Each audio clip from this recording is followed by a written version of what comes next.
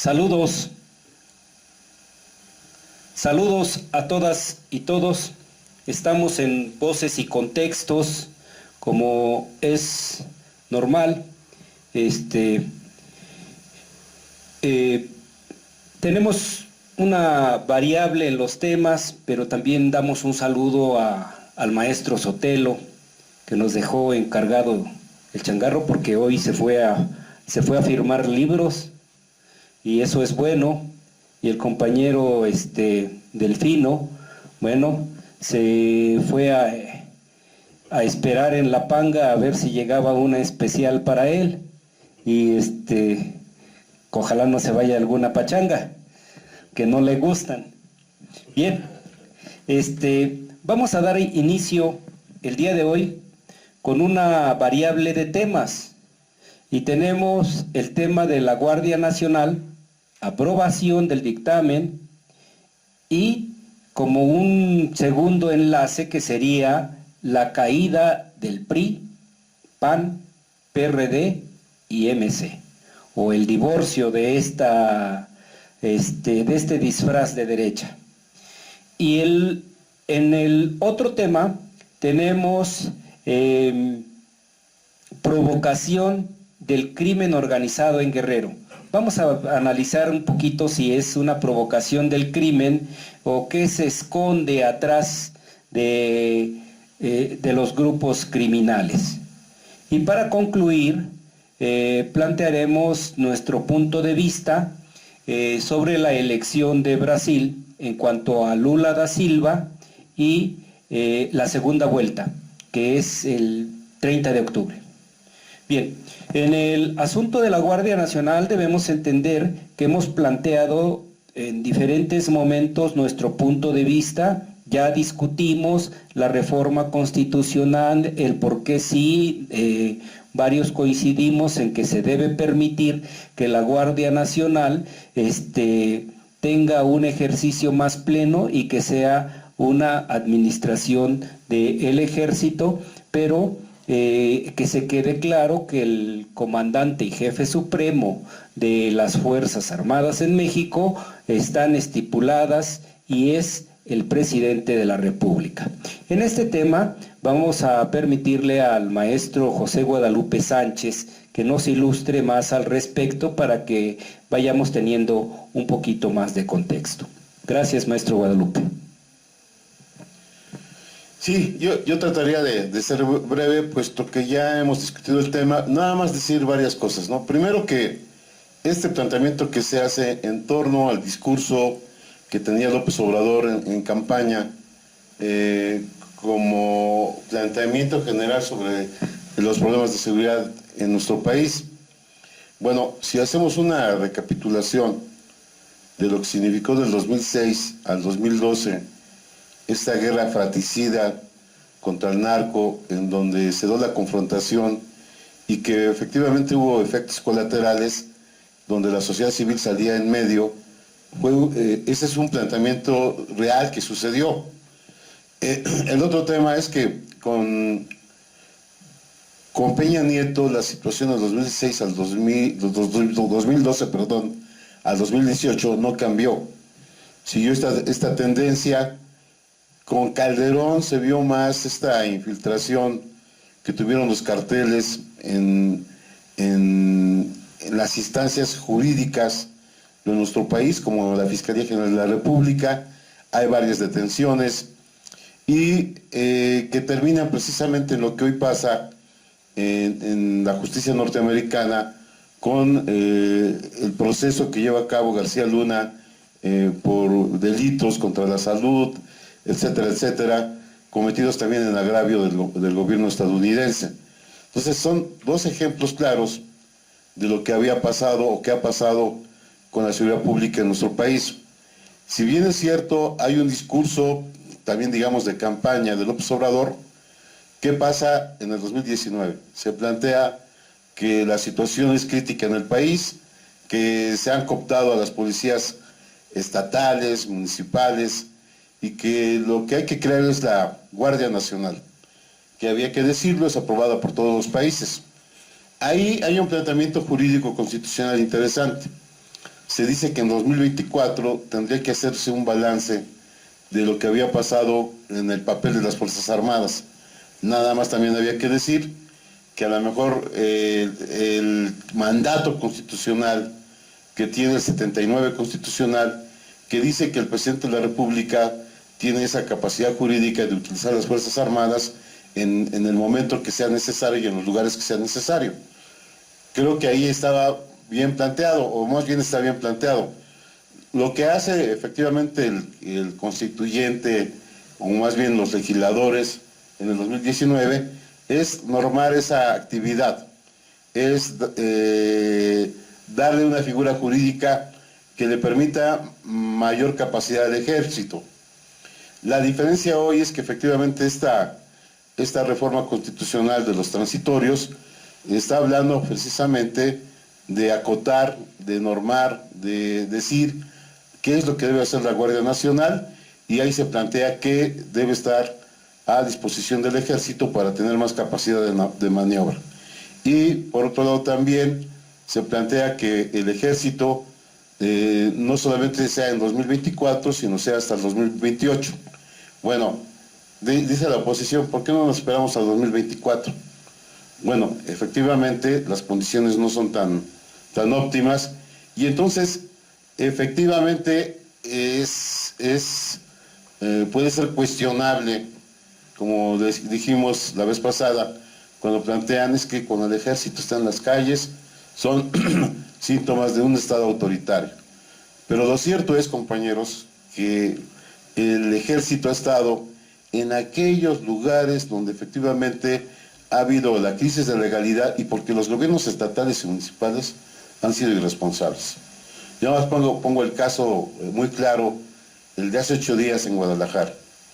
Quien actuó fue el ejército y la Guardia Nacional, y el gobernador tuvo que reconocer que se estaban coordinando actividades con el ejército.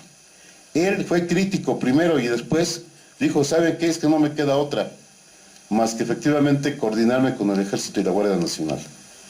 En estos últimos hechos, Tamaulipas recientemente, lo que pasó en Chihuahua, en Baja California, ahí ha estado el ejército y la Guardia Nacional.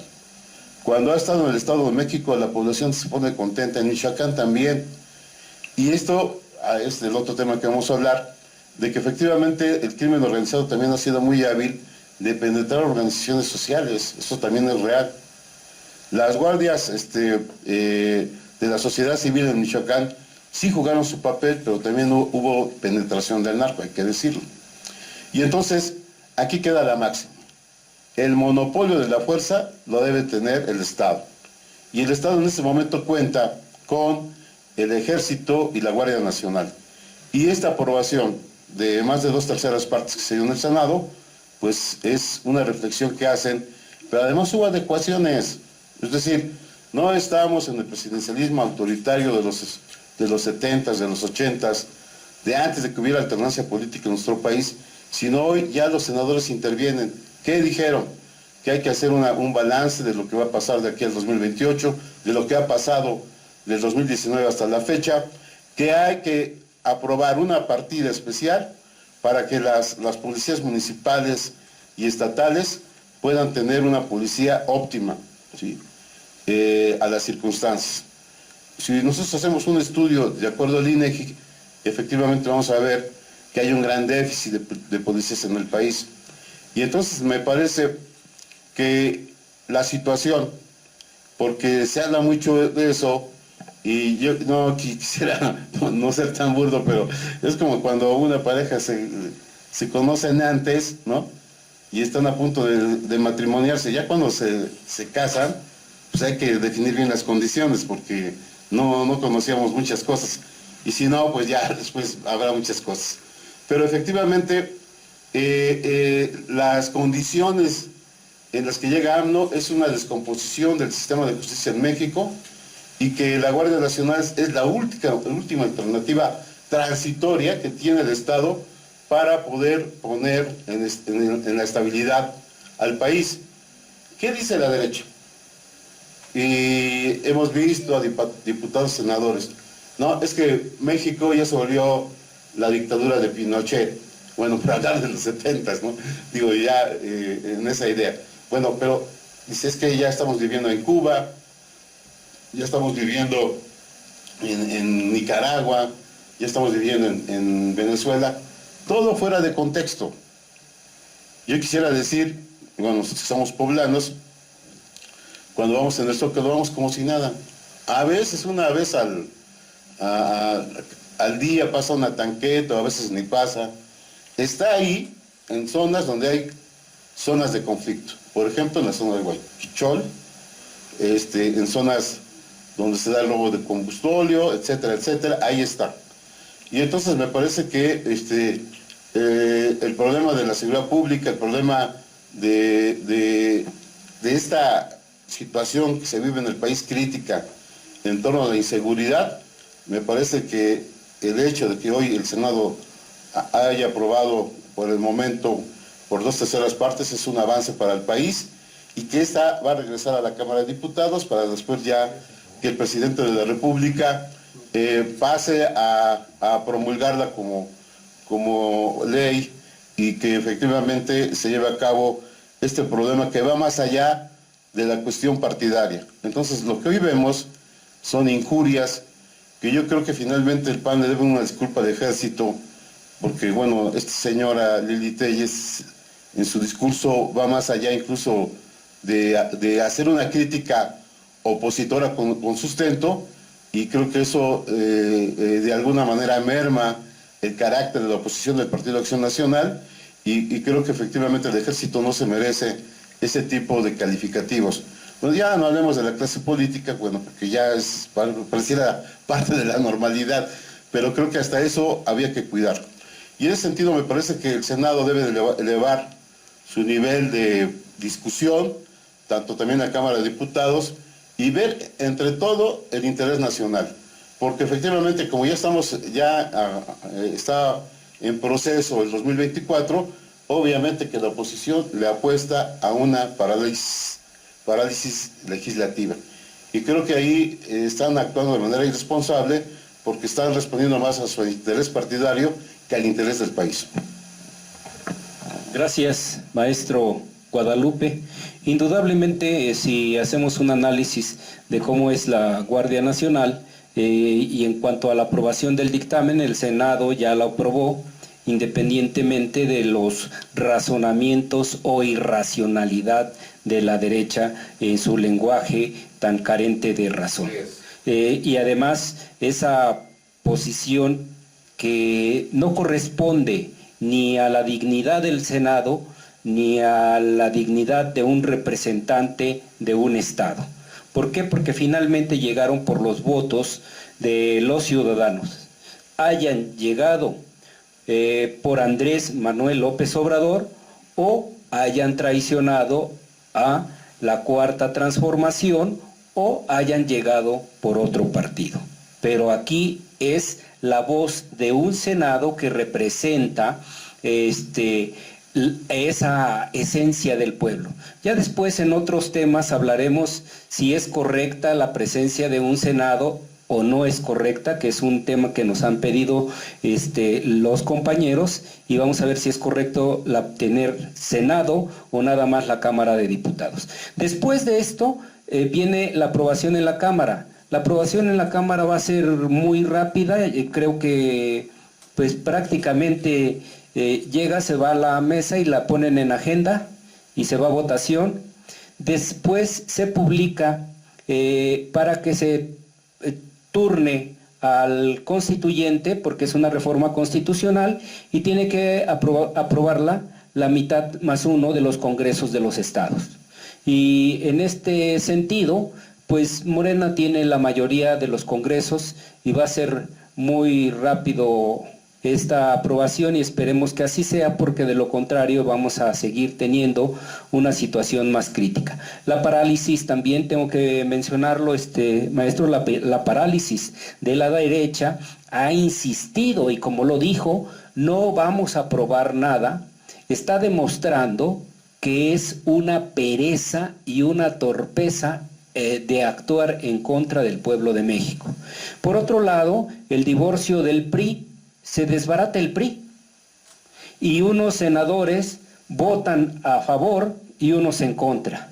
Se desbarata el PRD y también hay votos a favor y otros en contra.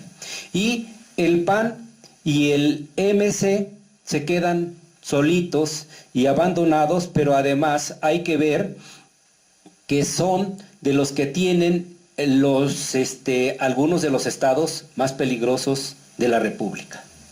Y bueno, no lo vamos a repetir, pero sabemos cómo está Guanajuato, sabemos cómo está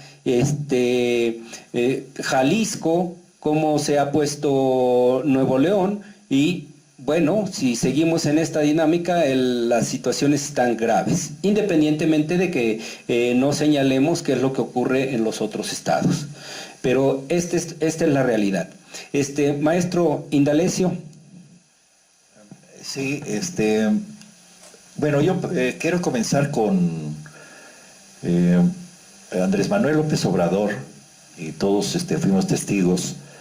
En campaña se había planteado que el regreso del ejército a los cuarteles, hay que reconocerlo, pero también la formación de la Guardia Nacional.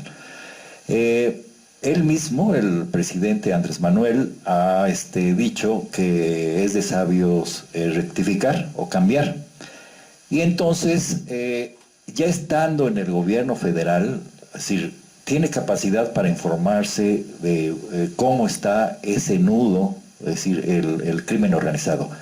Por eso reculó y se planteó la propuesta que efectivamente le da cobertura a la Guardia Nacional y a las Fuerzas Armadas para poder actuar en situaciones muy específicas y muy conflictivas, como es el crimen organizado.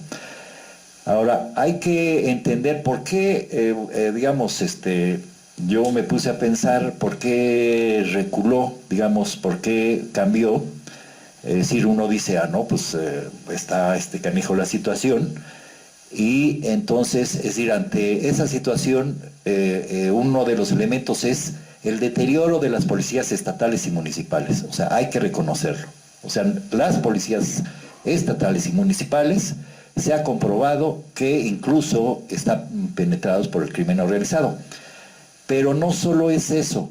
Es decir, si nosotros observamos antes del 2018, yo creo que el primero fue de junio del 2018, y bueno, ya cuando tomó posesión el 1 de diciembre del 2018, es un quiebre con relación a la seguridad en general.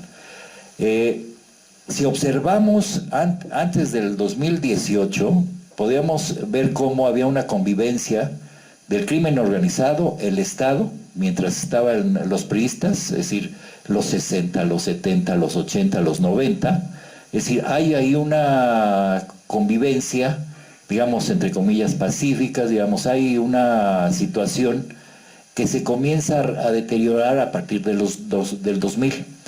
El 2000, en el periodo de los panistas, se les olvida. Es decir, con Fox ya está ahí García Luna, es decir, en lugares importantes, y con Calderón, ¿sí? Es el secretario de Seguridad Pública. Esto nos da una idea de cómo el crimen organizado penetró. Imagínense el crimen organizado teniendo un secretario de Seguridad Pública aliado al crimen organizado. Entonces, para poder entender este cambio, ¿sí? No es radical, pero sí cambio en términos de la posición antes del 2018 y ya como presidente, ¿sí? Que la situación en el país y el crimen organizado está desatado. O sea, hay algunos lugares donde, por cómo están armados el crimen organizado, y lo hemos visto, se requiere no una policía estatal, no una policía municipal, sino una Guardia Nacional y un ejército. Una fuerza capaz de poder encapsular esa situación. Y traigo a colación, sería muy bueno cuando los jueves en la mañanera el cero impunidad. Sí, chéquenle, y traen, digamos, la vez que lo vi, creo que como en 15 días hubo como 8,000 y tantos detenidos, en fin, hay cosas que efectivamente van avanzando. Y no, es decir, las policías estatales o las fiscalías, porque también otro problema son las fiscalías estatales. O sea, no solo es la policía estatal y la policía municipal, sino también las fiscalías de estos estados, que los fiscales ahí, digamos, entre comillas,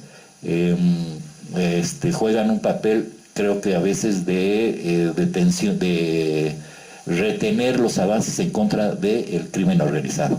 Entonces, creo que hay que entender cómo no solo va a ser, o sea, Andrés Manuel se tiene en el gobierno apenas 4 años y la situación está muy deteriorada con relación al crimen organizado. Entonces, es muy, quería yo destacarlo. Pero además la propuesta, hay que remarcar la oposición con esto de la militarización. O sea, no hay militarización tal, o sea, la militarización es otra cosa. Se reducen las libertades individuales, digamos, ahí andamos viendo rondines del ejército, y eso no es cierto. Hay en esa situación, en esos lugares donde ha avanzado el crimen organizado. Entonces, creo que hay que hacer la diferencia en términos de lo que es realmente, y nos están engañando. Deberían de dar disculpas a todos los ciudadanos por también la libertad de expresión, desde luego. Exactamente, pero nos están engañando estos ultraderechistas que huelen a franquistas, sinceramente. Bueno, ahora, hay que entender que la reforma que propuso el Ejecutivo tuvo variantes, fue retomada por una diputada del PRI, que digamos, planteaba en 2028, y se aprobó en el Senado, se pudo aprobar porque hubo modificaciones. Y dentro de esas modificaciones está el que el secretario comparezca ante el Congreso, que creo que es muy importante. También en términos de dar mayores recursos a las policías estatales y municipales. Hago un paréntesis con esto. Es decir, siempre se les ha dado dinero y quién sabe qué hacen los gobernadores con ese dinero. Incluso quién sabe qué hacen con la formación de estos policías. Creo que sí se debería de analizar en específico este recurso y el impacto, o efectivamente si ha impactado o no ha impactado. Es muy importante reforzar las policías municipales y las estatales, pero tienen que entrar en otra dinámica. Tienen que entrar en otra dinámica porque hasta el momento no hay ninguna profesionalización tanto de unos como de otros, ¿no?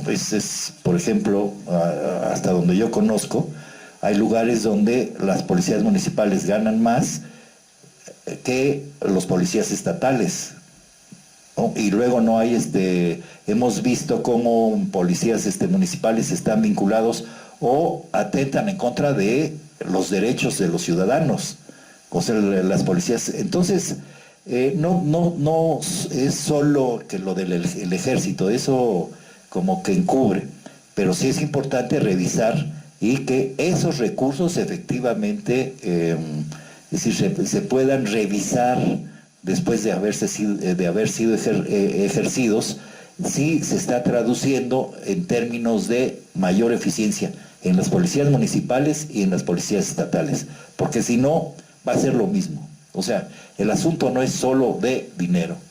Entonces creo que y lo otro, es decir, hubo cambios que permitieron que se dieran fisuras tanto en el PRI como en el PRD. Es decir, en términos de los senadores, hasta donde yo sé, Mancera votó a favor. Entonces, es decir, es el ejemplo. Osorio Chong y su camarilla sigue en la misma posición y vamos a ver ahora en la Cámara de Diputados solo quiero además subrayar, por ejemplo, hay que destacarlo, en el 2018 aquí tuvimos 3 senadores. Armenta, Lili Telle, Nancy de la Sierra, que es más o menos igual, y por cuestiones de plurinominalidad le dieron a una panista.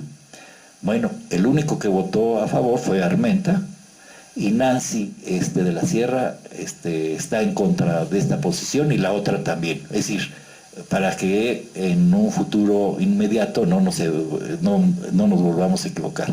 Entonces, es decir, todo esto, Nadia Navarro, que es panista, ¿no? Digamos. Entonces, toda esta propuesta que beneficia a los ciudadanos, y sobre todo ciudadanos de las ciudades o de los lugares donde ha penetrado fuertemente el crimen organizado, o sea, beneficia esta actitud de los del ejército. Y por último, para concluir, lo que querían hacer de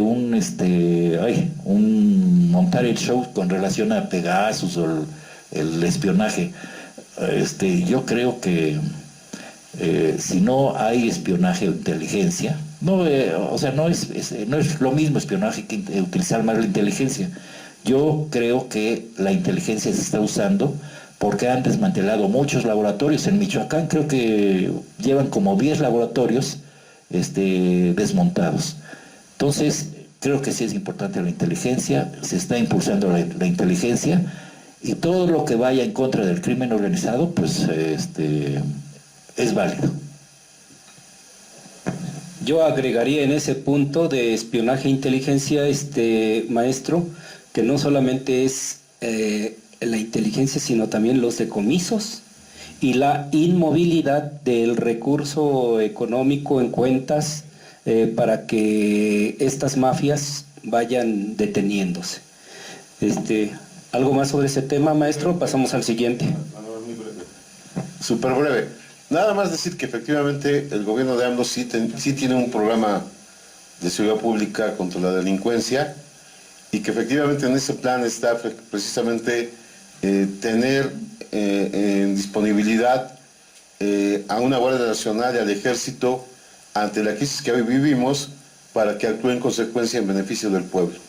Por otro lado, cuando se habla en el discurso y la narrativa de la derecha que casi vivimos una dictadura y que el gobierno de AMLO es narco y descalificativos sin sentido, a mí me parece que había que decir primero que en términos de lo que decía nuestro Indalecio, todo el mundo se mete a las redes y ve cada barbaridad que dicen sin sustento, y hay libertad de prensa. Entonces pueden ir ahorita al Zócalo, pueden organizar una marcha y no pasa nada. Todos hacen lo que quieren. Lo que sí hoy es criticable es como en el Zócalo, por ejemplo, hay la represión a gente que de alguna manera quiere tener un sustento, andan en los portales y la corren como si fuera algo, un delito, ¿no? Bueno, ya sin desviarme mucho. Pero entonces esa libertad de prensa sí está garantizada. La libertad política está garantizada. Y que esto tiene que ver también con lo que decía el licenciado Palestina, de cómo, y el licenciado Indalecio, de cómo se da esta situación de la propia votación en el Congreso, donde senadores que a lo mejor no podemos estar de acuerdo con ellos en todo, rectifican porque ven claramente que la situación es crítica y que antes que la vida partidaria está el interés nacional. Y entonces a mí me parece que es correcta la postura de un grupo de priistas en votar a favor, porque no están viendo solamente el problema de lo que va a pasar en 2024, sino hay una situación de emergencia real de por qué se debe prolongar al ejército hasta el 2024. Bueno, y luego el otro que tiene que ver en estas coaliciones. Bueno, yo ya no hablo del PRD porque me desgasto, ahora sí como dicen, me da flojera, Y creo que finalmente el PAN podría plantear este argumento que relativamente podría tener razón, pero me parece que su discurso soez de algunos senadores lo rebaja. Entonces a mí me parece que como dice el maestro Indalecio, sí le deben una disculpa, sobre todo al ejército. Y también quiero decir esto, en una reflexión que estamos haciendo y que después vamos a compartir, de qué ha pasado el 2 de octubre a Ayotzinapa, pues no es lo mismo el ejército en los 60s, en eventos que han salido del 2000 al 2018, ¿sí? Lo que sucedió en Acteal, en el Estado de México, donde el ejército ha tenido excesos. Creo que en ese sentido el contexto cambió. Están al mando, como dice la Constitución, como jefe de las Fuerzas Armadas, como presidente de la República, de un civil que ganó con más de 30 millones de votos. Entonces yo digo que la oposición, en esta amargura que tiene de sus fracturas, no puede culpar al presidente porque finalmente el presidente es presidente de todos los mexicanos. Y ellos y el propio presidente están por el interés nacional. Y es de lo que se olvida la oposición porque en su tenebrosa lucha por querer llegar al 2024 fortalecido y con estos aliados de la derecha que son impresentables, poco le ayuda. Gracias, maestro. Pues creo que ante la falta de razonamiento, lo único a lo que pueden acudir los de la derecha es a la difamación. Es la única parte que tienen para querer hacer algo, pero no lo hacen porque no tienen capacidad de organización. Ya no defienden ni siquiera a la empresa porque no tienen elementos. Ya no defienden a la sociedad porque no tienen elementos. Están totalmente derrotados. Pero bueno, vamos a pasar a un punto que se relaciona mucho y que, bueno, a México le sigue golpeando. Imaginemos que no hubiera ganado Andrés Manuel la elección de 2018. Nada más imaginemos esa posición donde, bueno, que le hubieran arrebatado la elección de 2018. Este país ya estaría hecho un caos. Y sin embargo, Andrés Manuel ha tenido la capacidad suficiente de mantenerlo en orden. Y bueno, el tema que viene es provocación del crimen organizado. Pues pusimos en Guerrero, pero podría ser Michoacán, Zacatecas, Jalisco, Chihuahua, pues bueno, todos los estados, ¿verdad? Por ejemplo, lo que pasó apenas también en Cuernavaca, el asesinato de una diputada. Entonces, todos los estados están en una efervescencia de criminalidad gigante, pero hay algunos que más. Y sin embargo, aquí hay que ver, es una provocación del crimen, hay manos externas dentro de esta situación, cómo se solapan, cómo funcionan las procuradurías, cómo funcionan los jueces, qué hay atrás de todo esto y si realmente es provocación o cómo funciona. Maestro Indalecio. Bueno, esto de alguna manera tiene relación con el anterior tema. Yo quiero remarcar la doble moral de la oposición. Observemos lo que está pasando en Guanajuato y los votos de sus senadores y diputados. Y podríamos hacerlo extensivo a Jalisco. No es que el país todo el país, no es, solo son zonas muy específicas. Pero sí, yo diría que hay una sutil vinculación entre la oposición, la ultraderecha, con el crimen organizado. Por la actitud que asumen en términos de inhibir, decir que hay una militarización, esconden realmente su verdadero sentido.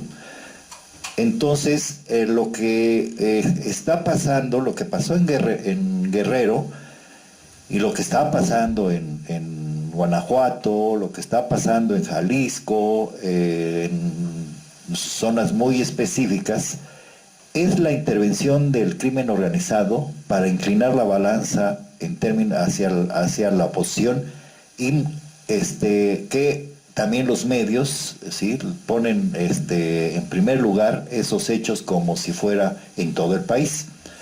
Entonces, creo que ahí debe de haber efectivamente una mayor, es decir, analizar, ir más a profundidad, porque también, qué casualidad, matan al presidente municipal, matan a su papá, ¿sí?, y hacen digamos, es una provocación, o sea, hacen una matazón impresionante.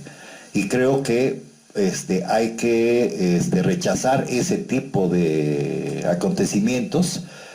Mandamos una solidaridad a los familiares, pero ahí yo, como hipótesis, los presidentes municipales se debería de analizar su actitud, porque hay un ejemplo, luego hay otro, y desde mi punto de vista huele a que o están copados, es decir, llegan, les dicen plata o plomo, y hace falta mayor inteligencia y efectivamente cómo ir desarmando o desintegrando esas bandas que se dan en todo el territorio nacional, y remarcando en algunas zonas en particular. Pero creo que si es una provocación pues, artera, incluso anduvo circulando, hay un mensaje de estos tipos para ver la posibilidad de negociar. Entonces, Andrés Manuel Obrador fue muy claro, dijo, no, eso no es, o sea, es para que se haga justicia, simple y sencillamente. Entonces, esperemos que haya resultados para este caso. ¿Por qué? Precisamente en Guerrero, ¿sí? Entonces, creo que hay que ponerle un hasta aquí a ese tipo de acontecimientos. Gracias, maestro. Bueno, aquí también nos llama mucho la atención lo que ha pasado en diferentes estados, y digo estados o países, que grupos internacionales se han incrustado en bandas de esta naturaleza y desestabilizan a los países. Y ocurrió en Guatemala, en El Salvador, en Nicaragua, en Venezuela, en Chile, bueno, podríamos nombrar varios, ¿no? Y no podría destacarse que el caso de México también estuvieran manos ajenas, como algunas organizaciones de la CIA, pues, y por nombrar solo esta, que es la de el espionaje de los Estados Unidos, ¿no? Además de la DEA, que también se mete ahí, que siempre filtra a los grupos y siempre están enterados de quiénes son los jefes de las bandas. En este caso, en el caso de San Miguel Totolapan, es un atentado directo contra los funcionarios públicos municipales, independientemente de que mueren otras personas, pero 20 muertos es una barbaridad. Y luego grupos que parecían extintos y que vuelven a resurgir, como los tequileros, aparte de que tienen ahí los rojos, tienen que además con un enlace de la familia michoacana, y otra donde enfrentaron también en años pasados a grupos ciudadanos o defensores municipales que se organizaban porque las policías no funcionaban y los gobiernos del estado no funcionaban, y cuando está una situación en el Pleno del Senado discutiéndose si se aprueba o no la Guardia Nacional, está ocurriendo esto. Es una situación contraria y una doble moral de la derecha al decir no a la Guardia Nacional. Yo ahí dejaría hay muchas dudas que nos dejan esta situación, pero además de que me llama la atención lo que ocurre con los ministerios públicos, que no logran armar las carpetas como se deben, o los jueces cuando les giran la orden de aprehensión, y la otra es cuando los liberan en amparos. Entonces, es una situación muy grave porque hay que recordar que los ministerios públicos, desde el momento en que se volvieron autónomos, tal parece que les dieron una carta de impunidad y ellos deciden, hacen y deshacen a su antojo. Y digo los ministerios públicos por no mencionar a los fiscales, que es realmente donde está ocurriendo la situación. Y luego habla uno con algunos abogados y dice, es que yo lo saco rapidito con tanto. A ver. Dice, no, es que conozco a tales ministerios públicos. Le digo, pues entonces no estás litigando, tú estás corrompiendo. Y entonces no es lo mismo litigar a corromper. Ahí la dejamos en este sentido y bueno, vamos a decirle al maestro Guadalupe que nos dé su razonamiento, su pensamiento sobre provocación del crimen organizado, pues no en Guerrero, sino en el país. Bueno, precisamente yo creo que había que hacer una comparación de lo que pasó en el último periodo de Peña Nieto. Es decir, efectivamente hay una crisis de legalidad. El Estado deja de ser eficaz en cómo atacar al crimen organizado y surgen distintos movimientos sociales en Michoacán, en Guerrero sobre todo, de la sociedad civil. No había que generalizar y efectivamente en el caso de Guerrero hubo organizaciones que sí actuaban en beneficio de la sociedad y también surgieron otros grupos que de alguna manera fueron infiltrados por los carteles, como sucedió en el caso de Michoacán. Entonces creo que efectivamente estas entraron en un proceso, digamos, de cierta descomposición y creo que ahí después hasta el propio gobierno les ayudaba a armarse y defenderse. Pero creo que eso también en el escenario que hoy estamos viviendo pues entró en crisis porque al final el Estado debe de tener el control de las fuerzas de seguridad para impedir que se les salgan de las manos. Y entonces vemos como, por ejemplo, en el caso de Michoacán, ha habido en algunas zonas como expulsan a los miembros de la Guardia Nacional y que inteligentemente no caen en la provocación. Ahora, se critica mucho en este sexenio dos hechos, ¿no? Por ejemplo, lo que pasó en Sinaloa.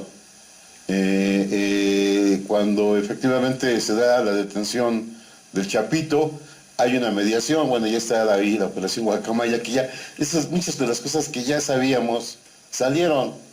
Como el caso del presidente, bueno, ya sabíamos que tenía la hipertensión alta, que tenía principios creo que de diabetes, solamente no nos había dicho que tenía gota, ¿no? Pero ya sabíamos, ¿no? Pero bueno, lo que ya sabíamos, por ejemplo, en el caso de Sinaloa, es que efectivamente el Estado actuó de manera inteligente para evitar daños colaterales. Hoy yo diría, ¿cómo ven a AMLO en Sinaloa? Pues lo ven bien porque no entró la provocación y más bien la política del gobierno actual ha sido de inteligencia más de confrontación y eso había que entenderlo. Y no sucedió una multidesgracia ahí. Porque si no, ahorita ya diría que López Obrador es un asesino, ya lo sabemos, que es lo que iban a decir, ¿no? Bueno, lo dicen. En el caso de Michoacán, cuando el ejército y la Guardia Nacional salen de una comunidad, porque bien lo ha descrito el maestro Indales, es porque el Estado estaba haciendo operativos contra procesadoras de cristal, las desactivó. Entonces, eso le molestó mucho a los narcos. Y efectivamente ahí el Estado no es que huyera, sino simplemente no quiso una confrontación. Es diferente su estrategia en ese sentido. Y yo nada más diría, bueno, esos dos casos, pero el otro caso es el de 18 días. Quien fue ahí a hacer el operativo fue el Ejército y la Guardia Nacional y el gobernador, vuelvo a repetir, lo reconoció que debían de coordinarse con el gobierno federal. Y bueno, el caso de Guerrero sí es como atípico, que yo digo que hay que analizarlo incluso sociológicamente, porque finalmente el caso de Ayotzinapa, muchos dicen, es que hábilmente el gobierno lo determina como un crimen de Estado. A ver, hay miembros del ejército, hay miembros del municipio de Guerrero, hay una decisión hasta arriba de la cúpula, pero sí es crimen de Estado desde el momento en que hay una omisión del Estado. El Estado tiene la obligación de dar respuesta a qué pasó con los 43. Lo único que sí pedimos que no se precipite como el gobierno anterior, para que nos diga qué pasó realmente y efectivamente se sanciona a los culpables, ¿sí? Ahora, en ese sentido, sí creo que hay esta idea de, por ejemplo, del reclamo de la sociedad civil, que hay osamentas que tienen que ir a investigar si son o no son. Creo que deben seguir las investigaciones. Pero ¿por qué lo digo? Porque ahí efectivamente se quiere plantear que los 43 eran delincuentes, ¿no? Que servían a un cartel de los Guerreros Unidos o de los Rojos, y que los Rojos también tuvieron que operar para defender su territorio, etcétera, etcétera. Pero a lo que voy es que el fenómeno de Guerrero es que las organizaciones sociales, las guardias comunitarias, también fueran infiltradas por el narco. Y creo que efectivamente el papel del Estado ha sido también inteligente, y también este análisis que hace muy interesante el compañero Pale, en decir que efectivamente cuando se estaba discutiendo eso, se da este asunto de esta población de San Miguel Totolapan, donde efectivamente se da un magnicidio de gran dimensión por el número de personas que mueren, y creo que ahí el Estado debe de investigar. Y también vemos cómo se da esta utilización de la oposición para denostar al gobierno federal.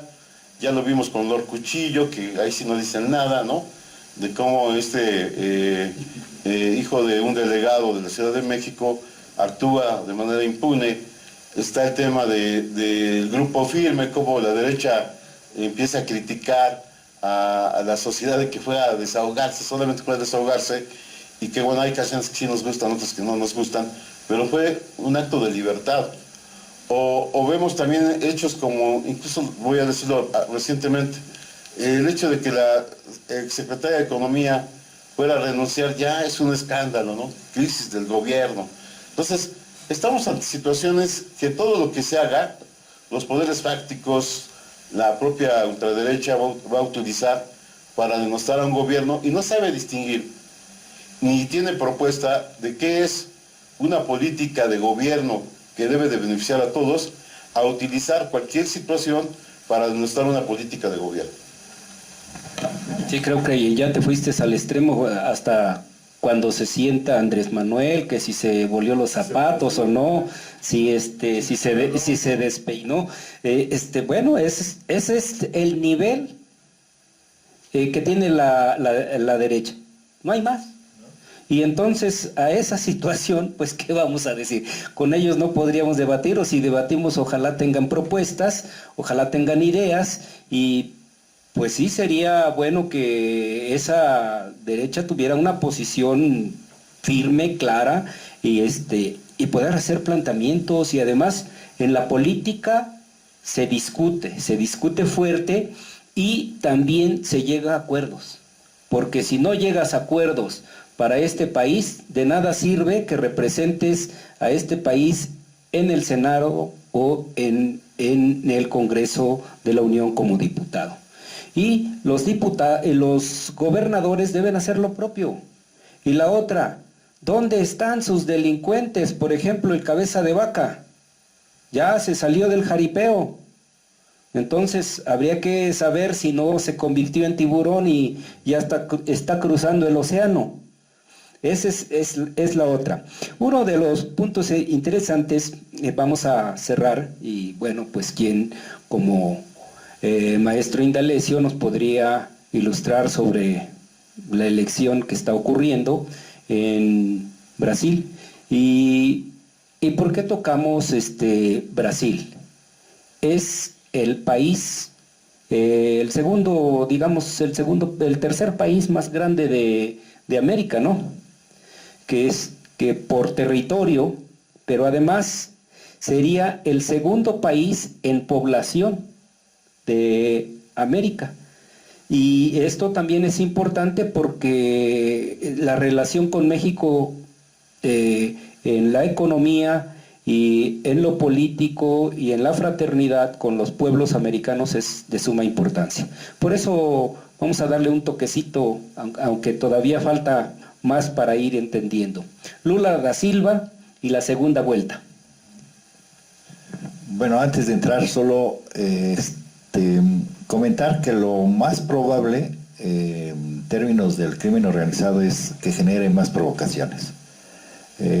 Eso lo aplaude bien la ultraderecha y, digamos, no me espantaría que se pudieran dar cosas así. Entonces, pues ahí cuidado. Bueno, pasando al otro tema, es muy interesante el caso de Brasil. Ahí se están definiendo dos proyectos, aquí como se definió en 2018, entre Bolsonaro y Lula da Silva. Se han mostrado cómo se ha deteriorado las condiciones de vida de muchos brasileños. Es decir, hay el periodo, digamos, hay un elemento, lo de la pandemia, pero incluso después de la pandemia han estado teniendo problemas en términos de regresar a la situación económica del prepandemia.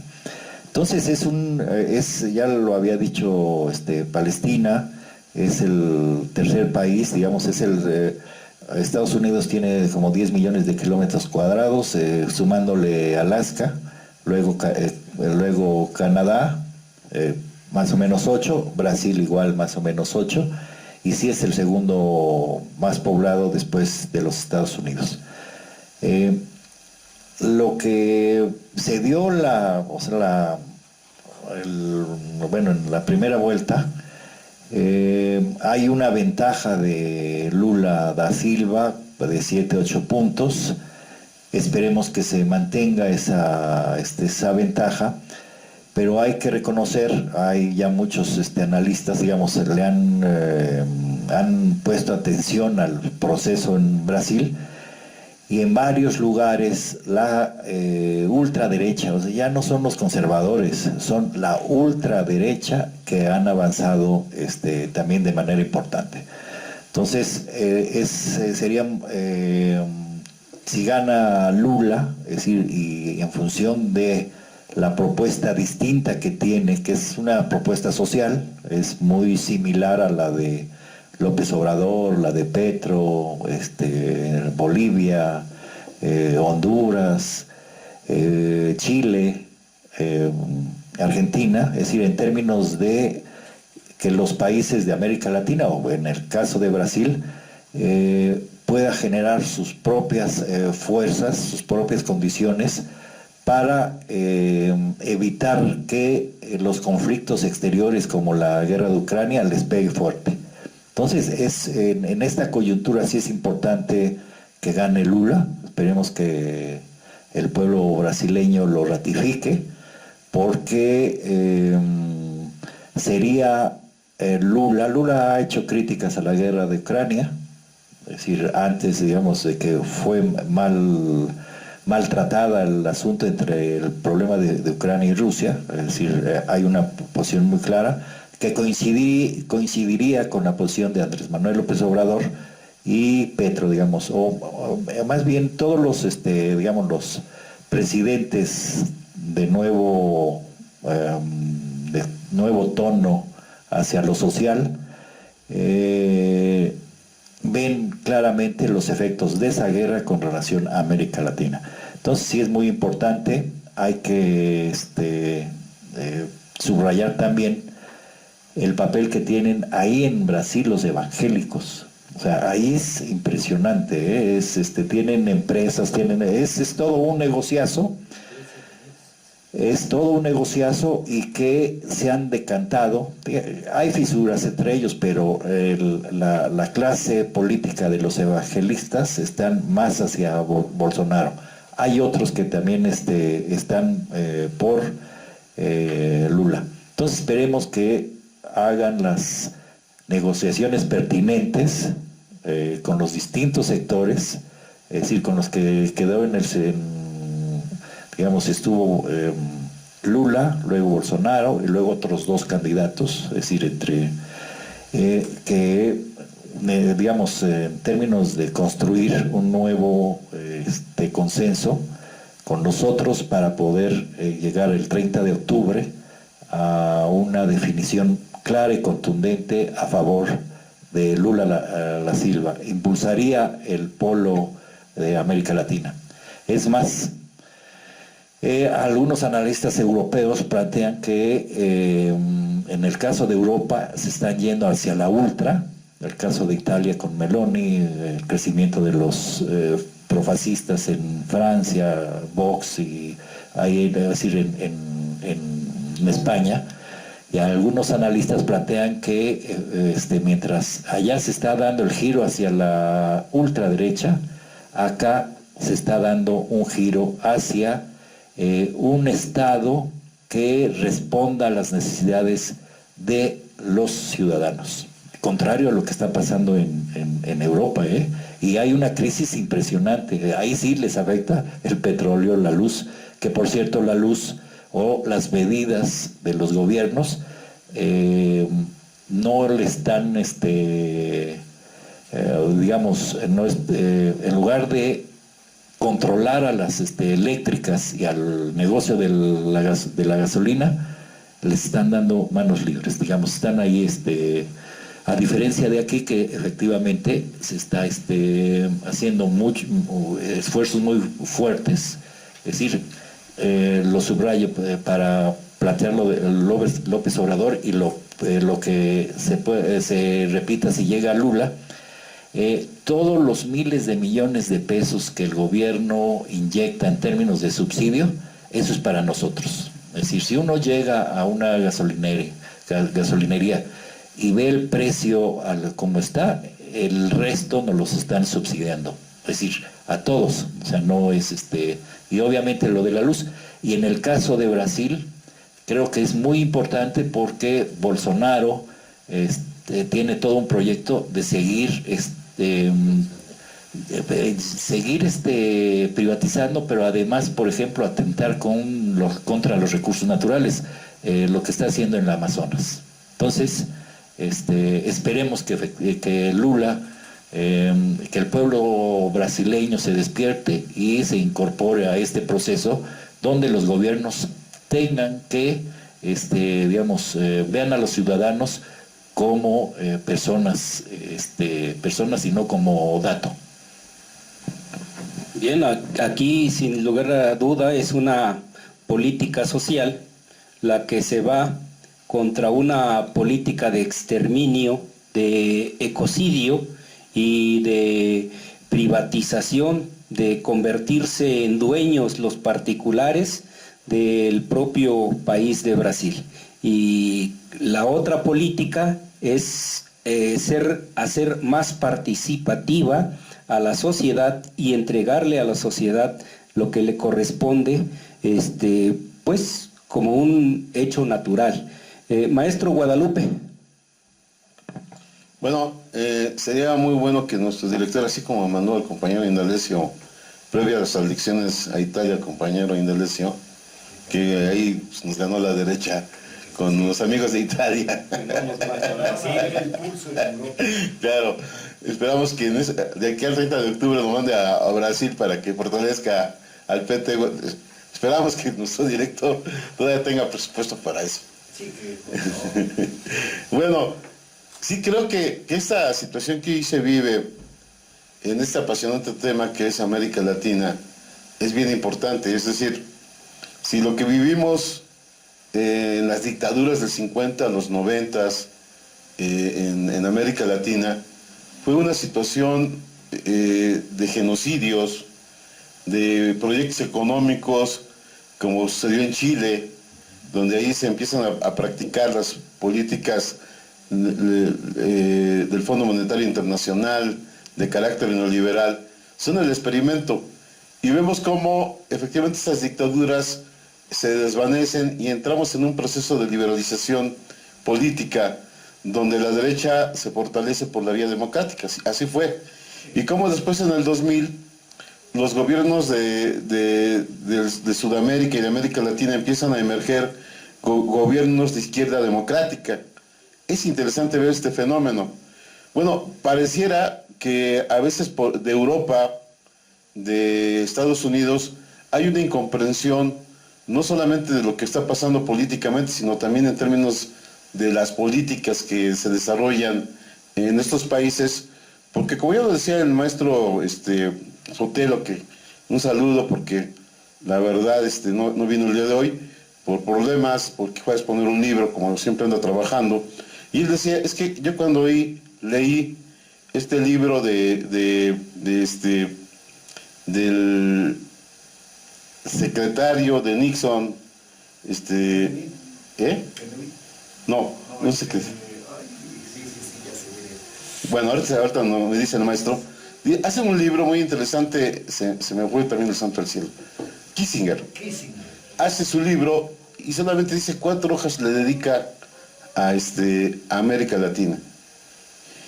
Yo tengo un punto de vista, a lo mejor no coincido mucho con los compañeros, de que pareciera que hoy al gobierno de Biden sí le empieza a medio preocupar lo que está pasando en América Latina. Por ejemplo, hace 15 días vinieron secretarios de Estado a plantear problemas económicos, de seguridad, de migración con México, porque es estratégico. Pero efectivamente el gobierno de Estados Unidos solamente se ha visto a las oligarquías para sus proyectos económicos y no ha impulsado una política social y no comprenden qué pasa en América Latina, menos los europeos. Y luego hay descalificaciones porque algunos politólogos norteamericanos siguen diciendo que en América Latina son democracias bananeras. A ver, si vemos la crisis constitucional en la elección de Bush y Al Gore, terminó una crisis constitucional. Lo que vimos el año pasado en el asalto al Capitolio por las hordas salvajes de Trump es una crisis tremenda que puso en jaque al sistema político norteamericano. Y entonces creo que las derechas en América Latina han sido incapaces de resolver los problemas sociales. Si ustedes ven, por ejemplo, el periodo de Lula, hay un gran impacto social, sube el nivel de vida de la población y no opta por políticas autoritarias y de represión. Yo recuerdo cuando llegó Bolsonaro, recuerdo una imagen que se me quedó muy grabado, de que sale un delincuente corriendo de las favelas brasileñas que son como Tepito acá, y entonces llegan los policías, ¿sí? Y de repente asesinan a un delincuente y la gente lo empieza a celebrar. Es decir, su política fue autoritaria, represora, y creyendo que efectivamente la delincuencia se puede acabar así. Es un error, no ve las causas sociales.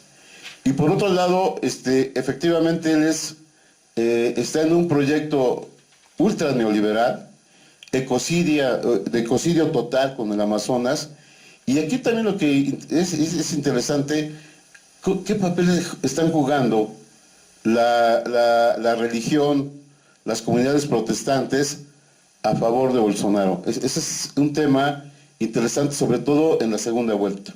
Es decir, cómo, por ejemplo, la diferencia de 8% sí puede cambiar, y es una alerta, porque sí se creía que en la primera vuelta efectivamente Lula iba a alcanzar el triunfo. No fue así, y entonces ahorita estamos en una situación de política de alianzas, de cómo se ve el futuro.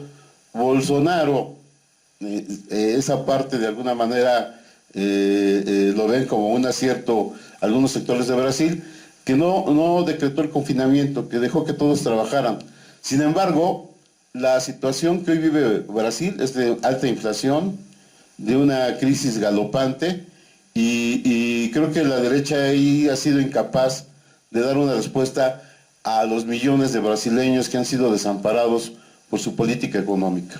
Y por otro lado, un Lula que plantea el fortalecimiento de las instituciones, de impulsar el mercado interno, de hacer, ojo, es bien interesante lo que está planteando, si esto sería para analizar un bloque en América Latina de integración económica, y eso es bien importante.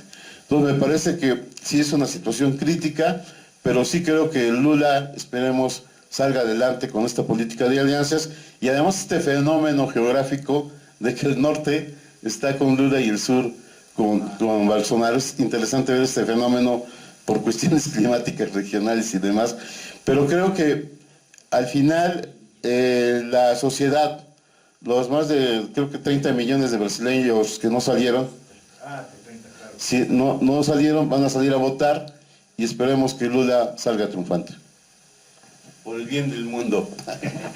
Bueno, en esta política latinoamericana y también de carácter internacional, es importante que mientras nosotros estamos viendo la situación democrática, en Europa están viendo la situación de guerra, la imposición de una extrema derecha, pero además también hay que recordar que en México también la extrema derecha lo está haciendo a través de Lorenzo Córdoba, quien anda haciendo sus campañitas y se mete también a los países latinoamericanos a dar conferencias, a andarle haciendo su vueltecita, y esto deja mucho que decir. Y el otro punto es que Estados Unidos no tiene mucho de qué presumir en su rollo democrático. Hay países en Latinoamérica que tienen la segunda vuelta y tienen una posición de democracia más correcta y más perfeccionada que los mismos Estados Unidos. Y creo que ese sería otro tema para irle dando puntos al acierto. Bueno, le damos la palabra al maestro Indalecio para que vayamos cerrando este evento. Sí, solo dos cosas. En este caso estoy seguro que, es decir, el triunfo de Lula tiene que ser contundente, digamos, más del 50, tiene que mostrar músculo, porque regularmente las agencias de los Estados Unidos se inclinan por los conservadores, por desgracia. Y el otro punto que se me pasó, el papel de la radio, televisión y de los periódicos en Brasil. Hago un paréntesis, no solo en Brasil, en México, es decir, de veras que recomiendo que no vean, o sea, los noticieros que común y corrientes, porque son mentiras completas. Yo había revisado por qué esto del constituyente perdió en Chile, pero fue una andanada de información mentirosa con relación al constituyente en Chile. O sea, el peso que tuvo los medios con relación a la inclinación de la gente hacia el no del constituyente en Chile. Y en el caso de Brasil, mentiras como las usan aquí también contra Andrés Manuel López Obrador. Muchos periodistas se refieren a Lula como el delincuente, cosa que se demostró por todas las instancias que fue absuelto, y todo el andamiaje jurídico, ¿sí?, que fue en contra de Dilma y que en contra de Lula. Entonces, la radio obviamente está jugando, la radio, la prensa, la televisión, está jugando en contra de Lula. Indudablemente esas empresas no son más que golpeadoras para los sistemas democráticos. Damos las gracias a todos, denos like, compartan este programa. Le damos la palabra al maestro Guadalupe. Y nada más un minuto, creo que nada, informar a la comunidad que ya el compañero Sinar, por sus abogados Porfirio Palestina y un servidor, estuvimos ahí viendo el caso del compañero Sinar. Por fortuna ya declaró ante las instancias respectivas. Esperemos que la autoridad actúe en consecuencia. Y nada más decir que hay un pronunciamiento de la Comisión Nacional de Derechos Humanos donde plantea que se están violando la libertad de expresión, la libertad de discernir en los marcos constitucionales, y que efectivamente no hay, desde mi punto de vista, no hay elementos, como ya lo discutimos con Pale, para llamar a nuestro compañero Sinar sobre algo que él no tiene nada que ver, simplemente comentar que él hacía una crítica a las instituciones políticas y no a las personas. Y un saludo al compañero Delfino, que se desvió de la Panga, llegó a Valsequillo, se siguió con el río, lo arrastró y creo que ahorita está en Veracruz. Anda viendo si no le pega un huracán. Bueno, que la pasen bien. Saludos, Sinar. No está solo. El INE es una institución no propiedad de Lorenzo Córdoba y no es... debe entenderse que no debe ser la Inquisición Nacional Electoral. Nosotros seguiremos en esta tarea y vamos a seguir constantes en esta dinámica. Saludos, Dianita. Saludos al maestro Sotelo. Muchas gracias.